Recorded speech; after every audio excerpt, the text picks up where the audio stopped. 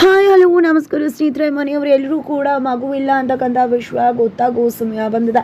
ಎಲ್ರಿಗೂ ಕೂಡ ವಿಷಯ ಹೇಳ್ಬಿಟ್ರೆ ಏನಾಯಿತು ತಿಳ್ಕೊಬೇಕು ಅಂದರೆ ಈಗಲೇ ನಮ್ಮ ಚಾನಲ್ನ ಸಬ್ಸ್ಕ್ರೈಬ್ ಮಾಡಿ, ಹಾಗೆ ಒಂದು ವಿಡಿಯೋವನ್ನು ಪೂರ್ತಿಯಾಗಿ ನೋಡಿ. ಇಲ್ಲಿ ತೀರ್ಥಗೆ ವಿಷಯ ಗೊತ್ತಾಗ್ತಿದ್ದಾಗೆ ತೀರ್ಥ ಸುಮನದಿಂದ ದೂರ ಆಗ್ತಾರೆ. ಸುಮನ ಮುಖ ಕೂಡ ನೋಡೋಕೆ ಇಷ್ಟಪಡಲ್ಲ. ಇನ್ನು ಮುಂದೆ ನಿಮಗೂ ನನಗೂ ಸಂಬಂಧ ಇಲ್ಲ ಅಂದ್ಬಿಡ್ತಾರೆ. ಆದರೆ ಇದನ್ನೆಲ್ಲ ನೋಡಿ ಚಿಟ್ಟಿ ಅವರಿಗೆ ತುಂಬ ವಿಚಾರ ಆಗುತ್ತೆ. ಮೊದಲು ಇವರಿಬ್ಬರನ್ನ ಒಂದು ಮಾಡಬೇಕು ಅಂತ ಭಾಗ್ಯ ಅಕ್ಕನ ಸಹಾಯ ತಗೋತಾರೆ. ಭಾಗ್ಯಕ್ಕ ಬಂದು ತೀರ್ಥ ಕಣ್ಣನ್ನು ತೆರೆಸಿ, ಸುಮನ ಯಾವುದೇ ಇಂಟೆನ್ಷನ್ ಇಲ್ಲಿ ಕೂಡ ಆ ರೀತಿ ಮಾಡಿಲ್ಲ. ಅವಳು ಮಗು ಸತ್ತಾಗ ನೀವು ಅವಳಿಗೆ ಬೆಂಗಾವಲಾಗಿ ನೆಲವಾಗಿ ಇರಬೇಕಿತ್ತು. ಅದನ್ನು ಬಿಟ್ಟು ತಾಯಿಗೆ ಮಗು ಸತ್ತಿರೋ ಕಾರಣ ಹೇಳಿಬಿಟ್ರೆ ಅವಳ ಮನಸ್ಸಿಗೆ ಹೇಗಾಗ್ಬೋದು. ನಿಮಗಿಂತ ಹೆಚ್ಚಿನ ನೋವು ಅವಳಿಗಾಗಿದೆ. ಅವಳು ತನ್ನ ತಮ್ಮನ ಕೂಡ ಕಳ್ಕೊಂಡಿದ್ದಾಳೆ. ಜೊತೆಗೆ ನಿಮಗೋಸ್ಕರ ನಿಮ್ಮ ಮನೆಗೆ ಕೆಡಕಾಗುತ್ತೆ ಅಂತ ಅವಳು ಹೋಗಿರೋ ಟೈಮಲ್ಲಿ ಮಗುನ ಕಳ್ಕೊಂಡಿದ್ದು. ಅವಳು ಇವತ್ತಿಗೂ ಕೂಡ ಬದುಕಿರೋದು ನಿಮಗೆ ಮತ್ತು ನಿನ್ನ ಮನೆಗೆ ತೊಂದರೆ ಆಗಬಾರ್ದು ಅಂತ ನಿಸ್ವಾರ್ಥ ಹೆಣ್ಣುಮಗಳು. ಅಂಥವಳ ಬಗ್ಗೆ ಈ ರೀತಿ ತಪ್ಪು ತಿಳ್ಕೊಂಡ್ಯಲ್ಲ ಅಂತ ಹೇಳ್ತಿದ್ದಾಗೆ ತೀರ್ಥಾಗ ಅರ್ಥ ಆಗುತ್ತೆ. ಕ್ಷಮೆ ಕೇಳ್ತಾರೆ.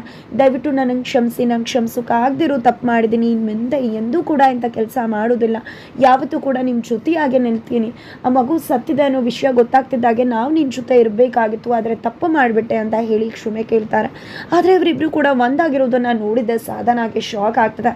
ಜೊತೆಗೆ ತೀರ್ಥ ಬಂದು ಅದಕ್ಕೆ ನೀವು ನನಗೆ ವಿಷಯ ಹೇಳಿದ್ರಿ ಮಗು ಸತ್ತು ಹೋಗಿದೆ ಅಂತ. ಖಂಡಿತ ನಿಜ. ಆದರೆ ಪಾಪ ಸುಮನವರು ಬೇಕು ಅಂತ ಇದನ್ನೆಲ್ಲ ಮಾಡಿದ್ದಲ್ಲ. ಖಂಡಿತ ನಿಮಗೆ ಸುಮನ ಅವ್ರ ಬಗ್ಗೆ ದ್ವೇಷ ಇಲ್ಲದೆ ಇರಬಹುದು, ಬಟ್ ಮಗು ವಿಷಯನ ಹೇಳಲಿಲ್ಲ ಅನ್ನೋ ವಿಷಯವಾಗಿ ನಿಮಗೆ ತುಂಬ ಕೋಪ ಇದೆ ಅಂತ ಗೊತ್ತು. ಆದರೆ ಆ ವಿಷಯನ ಅವ್ರು ಮುಚ್ಚಿಟ್ಟಿದ್ದು ಒಂದು ಒಳ್ಳೆಯ ಉದ್ದೇಶದಿಂದನೇ ಹೊರತು ಕೆಟ್ಟ ಉದ್ದೇಶದಿಂದ ಅಲ್ಲ. ಅವರು ಮನೆಯಲ್ಲಿ ನೋವಾಗುತ್ತೆ, ಅಪ್ಪನ ಆರೋಗ್ಯ ಸರಿ ಇಲ್ಲ. ಜೊತೆಗೆ ನಾನು ಕನಸು ಮಗು ಬಗ್ಗೆ ಎಷ್ಟೆಲ್ಲ ಹೊತ್ತಿದ್ದೆ, ಕನಸು ಕಂಡಿದ್ದೆ. ಅದಕ್ಕೋಸ್ಕರ ಅವ್ರಿಗೆ ಹೇಳಬೇಕು ಅಂತ ಬಂದಾಗೆಲ್ಲ ಅವ್ರಿಗೆ ಹೇಳೋ ಪರಿಸ್ಥಿತಿ ಬರಲಿಲ್ಲ. ಹಾಗಾಗಿ ಮುಚ್ಚಿಟ್ಕೊಂಡ್ರೆ ಹೊರತು ಅವ್ರ ಮನಸ್ಸಲ್ಲಿ ಯಾವುದೇ ರೀತಿ ಕೆಟ್ಟ ಉದ್ದೇಶ ಇರಲಿಲ್ಲ. ದಯವಿಟ್ಟು ಸಾಧ್ಯ ಆದರೆ ನೀವು ಕೂಡ ಅದನ್ನೆಲ್ಲ ಮರೆತು ಅವ್ರನ್ನ ಕ್ಷಮಿಸಿ. ಮೊದಲು ಹೇಗೆ ಸುಮನನ ಪ್ರೀತಿ ಮಾಡ್ತಿದ್ರು, ಇಷ್ಟಪಡ್ತಿದ್ರು, ಅದೇ ರೀತಿ ಇಷ್ಟಪಡಿ. ಆದರೆ ನಿಮ್ಮ ಹತ್ರ ಒಂದು ರಿಕ್ವೆಸ್ಟ್, ಯಾವುದೇ ಕಾರಣಕ್ಕೂ ಈ ವಿಷಯನ ನಾವೇ ಹೇಳೋ ತನಕ ಅಪ್ಪ ಅಮ್ಮಂಗೆ ಹೇಳಬೇಡಿ ಅಂತ ರಿಕ್ವೆಸ್ಟ್ ಮಾಡ್ಕೋತಾರೆ. ಇದರಿಂದಾಗಿ ಸಾಧನಾಗೆ ತಲೆ ಕೆಟ್ಟೋಗುತ್ತೆ. ಏನಪ್ಪ ನಾನು ಏನು ಮಾಡಿದೆ, ಏನಾಯಿತು? ಈ ತೀರ್ಥ ಸುಮನ ವಿರುದ್ಧ ನಿಂತ್ಕೋತಾನೆ, ದೂರ ಮಾಡ್ತಾನೆ ಅಂತ ಅಂದ್ಕೊಂಡ್ರೆ ಫೈನಲಿ ಸುಮನ ಗೆದ್ದೇ ಬಿಟ್ಲಲ್ಲ. ತೀರ್ಥ ಅವಳನ್ನ ಅರ್ಥನೇ ಮಾಡ್ಕೊಂಡ್ಬಿಟ್ಲಲ್ಲ. ಏನು ಮಾಡ್ಕೊಳ್ಳಿ ನಾನು? ಹೇಗೆ ವಿಶ್ವನ ಮನೆಯವ್ರ ಮುಂದೆ ಹೇಳಲಿ? ಇವನ್ ಮುಂದೆ ಹೇಳೋ ಬದಲು ನಾನು ಅತ್ತೆ ಮಾವನ ಮುಂದೆನೇ ಹೇಳಿದ್ರೆ ಎಲ್ಲ ಕೂಡ ಸರಿ ಇರ್ತಿತ್ತು ಅಂತ ಅನ್ಕೋತಾರೆ.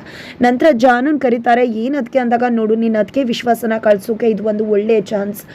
ಈಗ ತೀರ್ಥ ಸುಮನನ ಅರ್ಥ ಮಾಡ್ಕೊಂಡಿದ್ದೀನಿ, ದಯವಿಟ್ಟು ಕ್ಷಮಿಸ್ಬಿಡಿ ಅಂತ ನನ್ನ ಹತ್ರನೇ ಬಂದು ಮಾತಾಡ್ದ. ಆಲ್ರೆಡಿ ಸುಮನ ಅವನನ್ನು ತಲೆ ಕೆಡಿಸಿದಾಳೆ. ಅದಕ್ಕೋಸ್ಕರ ನೀನು ತೀರ್ಥ ಮನಸ್ಸನ್ನ ಮತ್ತೆ ಹೋಗಿ ಹಾಳು ಮಾಡಬೇಕು. ಸುಮನ ವಿರುದ್ಧ ದ್ವೇಷ ಹುಟ್ಟೋ ಹಾಗೆ ಮಾಡಬೇಕು. ನೀನೇನು ಮಾಡ್ತೀಯೋ, ಎಂತ ಮಾಡ್ತೀಯೋ, ಯಾವ ಟ್ರಿಕ್ನ ಯೂಸ್ ಮಾಡ್ತೀಯೋ ಗೊತ್ತಿಲ್ಲ, ಬಟ್ ಆ ಕೆಲಸ ಮಾಡಬೇಕು ಅಂತ ಹೇಳ್ತಾರೆ. ಅಯ್ಯೋ ಅದಕ್ಕೆ ನೀವೇನು ಯೋಚನೆ ಮಾಡಬೇಡಿ, ನಾನು ನೋಡ್ಕೋತೀನಿ, ನೋಡ್ತಾರೆ ಹೇಗೆ ಅಣ್ಣ ಅವಳ ವಿರುದ್ಧ ನಿಂತ್ಕೋತಾನೆ ಅಂತ ಹೇಳಿ ಈ ಕಡೆ ಜಾನು ಬರ್ತಾಳೆ. ಜಾನು ಬಂದಿದ್ದೆ, ಅಣ್ಣ ನಿನ್ಗೆ ಈ ರೀತಿ ಆಗಬಾರ್ದಿತ್ತು, ತುಂಬಾ ನೋವು ಆಗ್ತಿದೆ ಅಣ್ಣ, ನಿನ್ಗೆ ಆಗ್ತಿರೋ ನೋವನ್ನು ನೆನೆಸ್ಕೊಂಡ್ರೆ ಅಂತ ಹೇಳ್ತಿದ್ರೆ ಏನಾಯಿತು ಏನು ಅಂತದಾಗೆ ನನಗೆಲ್ಲ ವಿಷಯ ಗೊತ್ತಾಯ್ತಣ್ಣ. ಅದಕ್ಕೆ ಎಲ್ಲ ವಿಷಯ ಹೇಳಿದ್ರು ನನಗೆ ಅಂತದಾಗೆ. ಅದಕ್ಕೆ ಹತ್ರ ಯಾರಿಗೂ ವಿಷಯ ಹೇಳಬೇಡಿ ಅಂದದ್ನಲ್ವ, ಅವ್ರು ಹೇಗೆ ಹೇಳಿದ್ರು ಅಂತದಾಗೆ ಈ ಕಡೆ ಜಾನು ಅಲರ್ಟ್ ಆಗಿಬಿಡ್ತಾಳೆ. ಅದಕ್ಕೆ ವಿಷಯ ಹೇಳಲಿಲ್ಲ. ಅದಕ್ಕೆ ತುಂಬ ಬೇಜಾರಲ್ಲಿದ್ದರು. ತೀರ್ಥಂಗಿಗಾಯಿತು ಅಂತ ನಾನೇ ಹೋಗ್ಬಿಟ್ಟು ಯಾಕೆ ಅದಕ್ಕೆ ಏನು ಅಂತ ಕೇಳಿದೆ. ಅವರು ಸ್ಟಾರ್ಟಿಂಗಲ್ಲಿ ಹೇಳಲಿಲ್ಲ, ಆಮೇಲೆ ಪ್ರಮಾಣ ಮಾಡಿದೆ, ನೀವು ಯಾವುದೇ ಕಾರಣಕ್ಕೂ ಮುಚ್ಚಿಡೋ ಹಾಗಿಲ್ಲ, ನನಗೆ ವಿಷಯ ಹೇಳಲೇಬೇಕು ಅಂತ. ಆ ಒಂದು ಫೋರ್ಸ್ಗೋಸ್ಕರ ಅದಕ್ಕೆ ವಿಷಯನ ಹೇಳಿದ್ರು. ಜೊತೆಗೆ ಯಾರಿಗೂ ಹೇಳಬೇಡ ಅಂತ ಕೂಡ ಹೇಳಿದ್ರು ಅಂತಾಳೆ. ನೋಡೋಣ, ನಂಗೆ ತುಂಬ ಬೇಜಾರಾಗ್ತದೆ, ತುಂಬ ನೋವಾಗ್ತದೆ. ನೀನು ಮನೆಯವರೆಲ್ಲ ಎಷ್ಟು ಆಸೆ ಕನಸುಗಳನ್ನ ಹೊತ್ತಿದ್ರು, ಅದೇ ರೀತಿ ನನಗೆ ನನ್ನ ಅಣ್ಣನ ಮಗ ಬರ್ತಾನೆ ಅಂತ ನಾನು ಕೂಡ ನನ್ನ ಅಳಿಯ ಅಥವಾ ಸೊಸೆ ಬರ್ತಾಳೆ ಅಂತ ತುಂಬ ಆಸೆ ಕನಸುಗಳನ್ನ ಹೊತ್ತಿದ್ದೆ. ಆದರೆ ಎಲ್ಲ ಕೂಡ ನುಚ್ಚುನೂರು ಮಾಡಿಬಿಟ್ಲು ಆ ಪಾಪಿ ಸುಮನ. ಅವಳಿಗೆ ನಿನ್ನ ಮೇಲೆ ದ್ವೇಷ ಅಣ್ಣ, ಯಾಕಂದರೆ ನೀನು ರಾಜೇಶನ್ ಸಾವಿಗೆ ನ್ಯಾಯ ಕೊಡಿಸ್ಲಿಲ್ಲ ಅಲ್ವಾ, ಅದಕ್ಕೋಸ್ಕರ ಈ ರೀತಿ ತನ್ನ ಮಗುನ ಸಾಯಿಸಿ ದ್ವೇಷನ ತೀರಿಸ್ಕೊತಿದ್ದಾಳೆ ಅಂತದಾಗೆ ತೀರ್ಥಾಗೆ ಕೋಪ ಬರ್ತದೆ. ಈ ಕಡೆ ಸುಮ್ಮನೆ ಬೇಕು ಅಂತಲೇ ಇದೆಲ್ಲ ಮಾಡಿದ್ದು. ಅವಳು ಸರಿ ಇಲ್ಲ, ಅವಳು ಮಗುನ ಕೇರ್ ಮಾಡಲಿಲ್ಲ, ಹಾಗೆ ಹೀಗೆ ಇಂಟೆನ್ಷನಲ್ಲೇ ಮಗುನ ಕೊಂದ್ಬಿಟ್ಲು ಅಂತೆಲ್ಲ ಮಾತಾಡ್ತಿದ್ದಾಗೆ ಈ ಕಡೆ ತೀರ್ಥ ತುಂಬಾ ಕಂಟ್ರೋಲ್ ಮಾಡ್ಕೋತಾರೆ. ನೋಡು ಜನ ತುಂಬಾ ಎಕ್ಸೈಟ್ ಆಗಬೇಡ, ನಾನು ಆರಾಮಾಗೇ ಇದ್ದೀನಿ, ನಿನ್ಗೆ ನಾನು ಆರಾಮಾಗಿಲ್ಲ ಅನ್ನಿಸ್ತಿದ್ಯಾ, ಸುಮ್ಮನೆ ಹೋಗು, ಇದ್ರ ಬಗ್ಗೆ ಮಾತಾಡೋ ವಿಷಯ ಬೇಡ, ಮಾತಾಡೋದು ಬೇಡ ಅಂತ. ಇಲ್ಲ ಅಣ್ಣ, ನಾನು ಮಾತಾಡ್ತೀನಿ.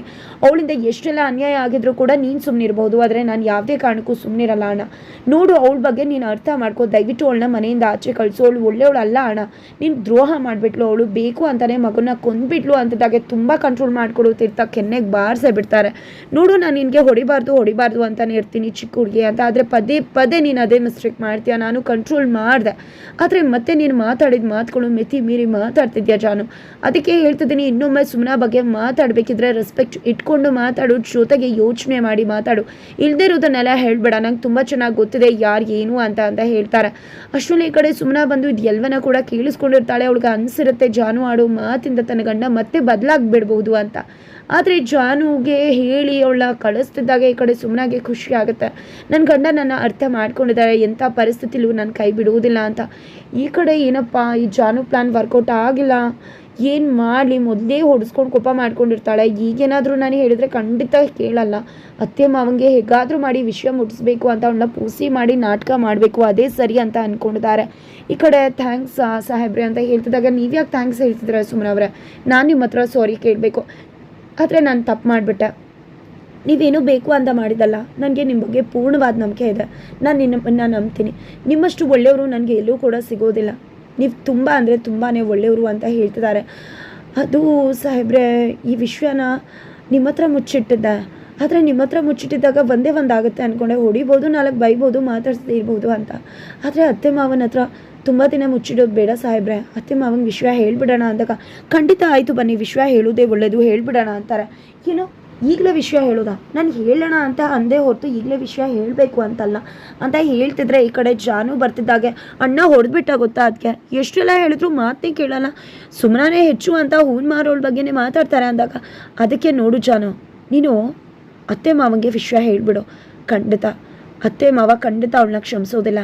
ಈಗ ಹೇಗೆ ತೀರ್ಥ ಜೊತೆ ನಾಟಕ ಮಾಡಿಬಿಟ್ಲು, ಅತ್ತೆ ಮಾವಂಗೆ ವಿಷಯ ಗೊತ್ತಾಗೋಕ್ಕೂ ಅವಳೇ ಹೇಳೋಕ್ಕೂ ಮುನ್ನ ನಾವೇ ಹೇಳಿದ್ರೆ ಸರಿ ಇಲ್ಲ ಅಂದರೆ ಅವ್ರ ಹತ್ರನೂ ಹೋಗಿ ಇದೇ ರೀತಿ ಪಾಲಿಷ್ ಮಾಡಿಬಿಡ್ತಾಳೆ, ಎಲ್ಲ ರೀತಿ ಪ್ರಾಬ್ಲಮ್ ಸಾಲ್ವ್ ಆಗಿಬಿಡುತ್ತೆ. ಹೋಗು ವಿಷಯ ಹೇಳು ಅಂತಿದ್ರೆ, ಸರಿ ಅದಕ್ಕೆ ನೀವು ಹೇಳ್ದಾಗೆ ಮಾಡ್ತೀನಿ, ಈಗಲೇ ಹೋಗಿ ಅಪ್ಪ ಅಮ್ಮಂಗೆ ಅವಳ ಬಗ್ಗೆ ಎಲ್ಲನೂ ಹೇಳ್ತೀನಿ ಅಂತ ಹೇಳಿ ಶತಸಿದ್ಧವಾಗಿ ನಿಂತು ಹೊರಡ್ತಿದ್ರೆ, ಈ ಕಡೆ ಏನು ಹೇಳ್ತಿದ್ರ ಅಂತ ಕೇಳ್ತಿದ್ದಾರೆ ಸುಮ್ಮನವರು. ಏನಿಲ್ಲ ರೀ, ಸುಮ್ಮನೆ ತಡ ಮಾಡಬಾರ್ದು, ಹೋಗಿ ವಿಷಯನ ಪ್ರಸ್ತಾಪ ಮಾಡೋಣ ಅಂದಾಗ ಏನು ಹೇಳ್ತಿದ್ರೆ, ಹೇಳಿದೆ ಅಲ್ವಾ, ನಿಮ್ಮಿಂದ ಒಂದು ಏಟ್ ಸಿಗ್ತಾಯಿತ್ತು, ಬೈಗಳು ಸಿಗ್ತಿತ್ತು ಅಂತ ಗೊತ್ತಿತ್ತು, ಆದರೆ ಮಾವನ ವಿಷಯದಲ್ಲ ಹಾಗಲ್ಲ, ಅವರ ಆರೋಗ್ಯ ಹಾಳಾಗುತ್ತೆ ಅಂತ ಹೇಳ್ತಿದ್ರೆ, ಅವತ್ತು ನೀವು ಹಾಸ್ಪಿಟಲ್ಗೆ ಹೋಗಿದ್ರೆ, ಆದರೆ ಅಪ್ಪನೇ ತುಂಬಾ ಆರಾಮಾಗಿದ್ರು. ಅಮ್ಮಂಗಿಂತ ಗೊತ್ತಾ, ಅವತ್ತು ಯಾವುದೇ ವಿಷಯದಲ್ಲಿ ಏನೂ ಆಯಿತು, ಆಗ ನನಗೆ ನಂಬಿಕೆ ದ್ರೋಹ ಆದರೆ ನಿರಾಸೆ ಆಗುತ್ತೆ ಹೊರತು ನನ್ನ ಜೀವ ಹೋಗೋದಿಲ್ಲ ಅಂದರು. ಅಪ್ಪನ ಗುಂಡಿಗೆ ತುಂಬಾ ಗಟ್ಟಿಯಾಗಿದೆ, ಅವ್ರು ಎಲ್ಲವನ್ನ ಕೂಡ ತಡ್ಕೋತಾರೆ, ಬನ್ನಿ ವಿಷಯ ಹೇಳೋಣ ಅಂತ ಜಾನುಗೂ ಮೊದಲೇ ತೀರ್ಥ ಮತ್ತು ಸುಮ್ಮನೆ ಇಬ್ಬರೂ ಕೂಡ ಅತ್ತೆ ಮಾವನ ಹತ್ರ ಹೋಗ್ತಾರೆ. ಏನು ಎಂತು ಅಂತ ವಿಚಾರ ಮಾಡ್ತಿದ್ರೆ, ಅತ್ತೆ ನಾನೀಗ ಹೇಳೋ ವಿಷಯದಿಂದ ಇದು ತುಂಬಾ ದುಃಖವಾದ ವಿಷಯ, ಅದರಿಂದ ನಿಮಗೆ ತುಂಬ ಮನಸ್ಸಿಗೆ ನೋವಾಗ್ಬೋದು, ಆದರೆ ದಯವಿಟ್ಟು ಕ್ಷಮಿಸಿ ಅಂತ ಹೇಳಿ, ನನ್ನ ಹೊಟ್ಟೆಲಿ ಮಗು ಇಲ್ಲ, ನಮ್ಮ ಮಗು ಸತ್ತೋಯ್ತು ಅಂತ ಹೇಳ್ತಿದ್ದಾರೆ. ಈ ಕಡೆ ತೀರ್ಥ ಕೂಡ ಹೌದು ಅಪ್ಪ, ಸುಮ್ಮನೆ ಅವ್ರ ಹೊಟ್ಟೆಲಿ ಮಗು ಇಲ್ಲ ಅಂತದಾಗ ಅತ್ತೆ ಮಾವ ಶಾಕ್ ಆಗ್ತಿದ್ದಾರೆ, ಏನು ಅಂತ ಕುಸ್ತು ಹೋಗ್ತಿದ್ದಾರೆ. ಈ ಕಡೆ ಅರ್ಥ ಮಾಡಿಸೋಕೆ ತೀರ್ಥ ಮತ್ತು ಸುಮ್ಮನ ಟ್ರೈ ಮಾಡ್ತಿದ್ದಾರೆ. ಹಾಗಿದ್ರೆ ಇಲ್ಲಿ ತೀರ್ಥ ಮತ್ತು ಸುಮ್ಮನ ಅರ್ಥ ಮಾಡಿಸ್ತಾರ, ಈ ಕಡೆ ಕೇಶವ ಪ್ರಸಾದ್ ಅವರು ಕ್ಷಮಿಸಿದ್ರು, ಅತ್ತೆ ಪದ್ಮ ಅವರು ಕ್ಷಮಿಸ್ತಾರೆ ಅನ್ನೋದು ಅನುಮಾನವಾಗಿದೆ.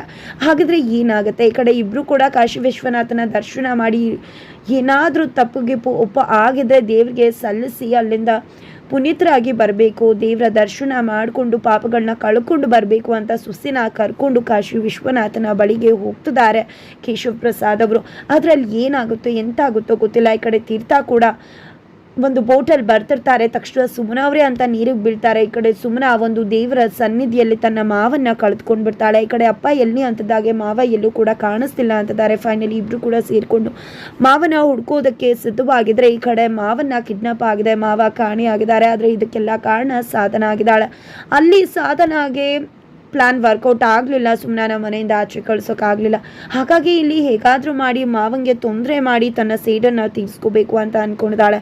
ಹಾಗಿದ್ರೆ ಮುಂದೆಲ್ಲ ಏನಾಗ್ಬೋದು, ಏನಾಗುತ್ತೆ, ಇದು ಎಲ್ಲವನ್ನ ಕೂಡ ತಿಳ್ಕೊಬೇಕು ಅಂದರೆ ಈಗಲೇ ನಿಮಿಷನೆಲ್ಲ ಸಬ್ಸ್ಕ್ರೈಬ್ ಮಾಡಿ ಮುಂದಿನ ವೀಡಿಯೋಗೋಸ್ಕರ ವೇಟ್ ಮಾಡೋದನ್ನು ಮರಿಬೇಡಿ.